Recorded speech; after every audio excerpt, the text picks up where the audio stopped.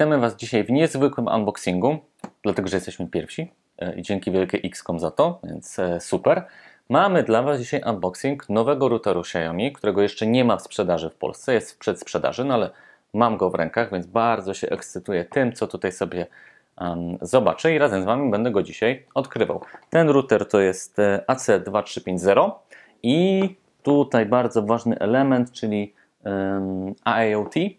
Czyli ten router wspiera różnego rodzaju urządzenia smart Xiaomi. Czyli to jest cała linia routerów, w którą to będzie szło. Czyli to są inteligentne routery, ale do tego sobie pójdziemy w recenzji, która też będzie tak naprawdę już całkiem niedługo.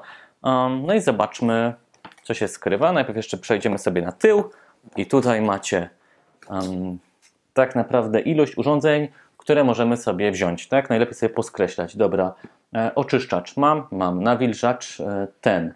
Mam kamerka, jest, no tutaj też, no parę rzeczy jeszcze zostało, więc będzie co recenzować, no ale kilka rzeczy jest, dzięki czemu będziemy mogli fajnie przetestować. No i podstawowe informacje o tym routerze w języku angielskim, co jest dla mnie dużym zaskoczeniem, bo przeważnie rzeczy z Xiaomi mam po chińsku, ale fajnie.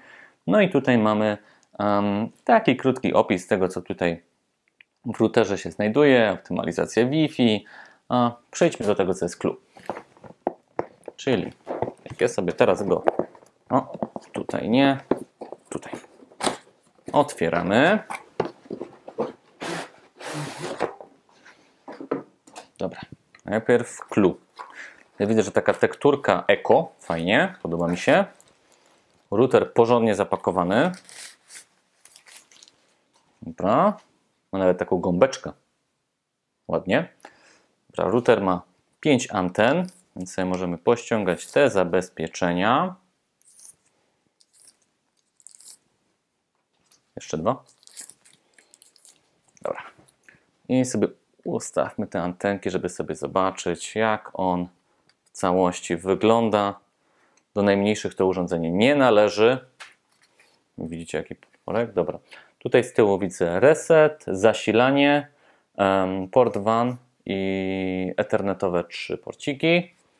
A tutaj z przodu mamy sygnał, czy internet jest i czy system działa. Poza tym, co możemy sobie tutaj znaleźć? Zasilacz z naszą wtyczką. OK.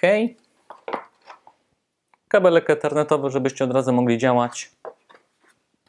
No i jest instrukcja. Deutsche, Espanol, Franca, Paruski, Ukraina nawet, Portugalia. To może jest szansa, że będzie po polsku. No niestety chyba nie.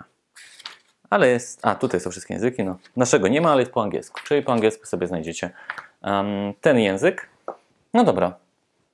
Więc na pewno czekacie na to, jak ten router się sprawuje. Serdecznie Was zapraszam do tego, żebyście w komentarzach pisali, co mamy sprawdzić. Recenzja już w najbliższy weekend. Do zobaczenia.